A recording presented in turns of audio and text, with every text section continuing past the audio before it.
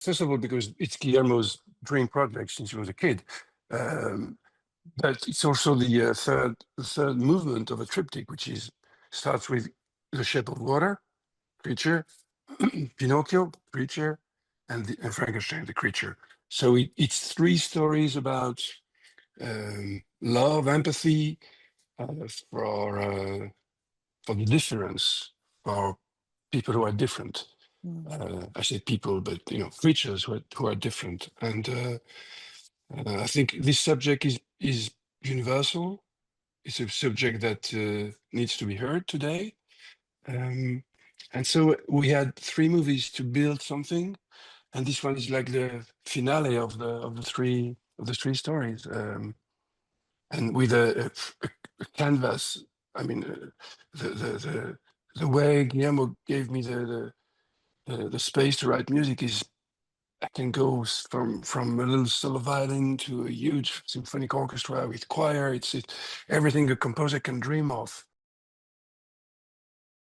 No, I was working in my studio, and a friend texted me, and Guillermo texted me very quickly. So um, Guillermo was kind enough to let his artistic team know that we were nominated. He's nominated for best film and screenplay, I think, but not for director, which is very strange. When you have so many nominations, we I mean, the director deserves it because we are in his.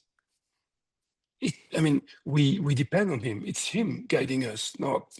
It's not me writing music for a concert. It's for his film, and he guided me. And the same for the costumes. The same for the production design. It's cinematography. Without the director, there's no film. I was actually, my wife is a musician and she has a show this week and we were rehearsing, which actually was a kind of a good, these things, it's been, the song was nominated for Critics' Choice and Golden Globes. And so there was talk of this, but it was there's a very competitive field with really exceptional films and great musical films. And so I really wasn't expecting it, to be honest. So I just saw my phone kind of go off with like, with 40 messages at the same time or something. I thought, oh, okay. Yeah. So it was, yeah, but I was trying to kind of, downplay it a bit and just keep busy.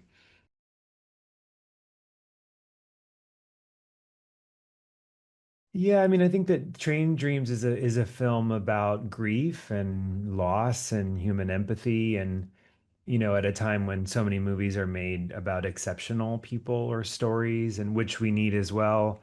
In terms of, like a biopics about someone really famous, or, this is a film about a logger, kind of a man who lived in the early 20th century and lived a normal life and experienced extreme loss. And so it's a very human story, and I think especially right now in the time we're living in, with so much conflict and suffering in the world, I think that a film about empathy and about grief really is something that everyone can relate to, regardless of where you're sitting. And it's certainly something that I think Nick Cave, as a songwriter, in his lyrics, kind of embodies that in many ways. And so, yeah, it was, kind of a human-sized film, small budget film that was made independently. It was acquired by Netflix after Sundance. They've been very supportive of giving this film an audience, a bigger audience, but it really wasn't kind of made in that in a large environment. So yeah, it feels like, we always joke, it's like the little engine that could. That,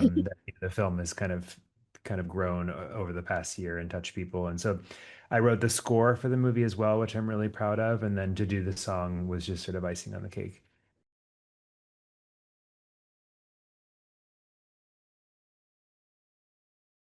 Well, I think it does. I mean, I've done a couple of music-centric documentaries, and I find them incredibly exciting to work on because they are about the art form.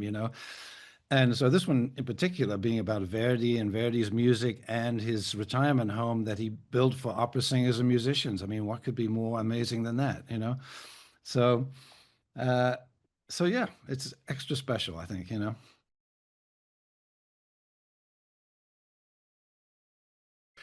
Well, I think, opera in particular, has been suffering from the older generation, which has supported it financially for so long, and is dying off. I don't. Maybe it's a more euphemistic way of saying that.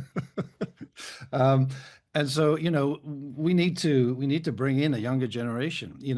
Not only to appreciate the masters Verdi, Puccini, but also, new operatic work that's being done that's appropriate for today's issues.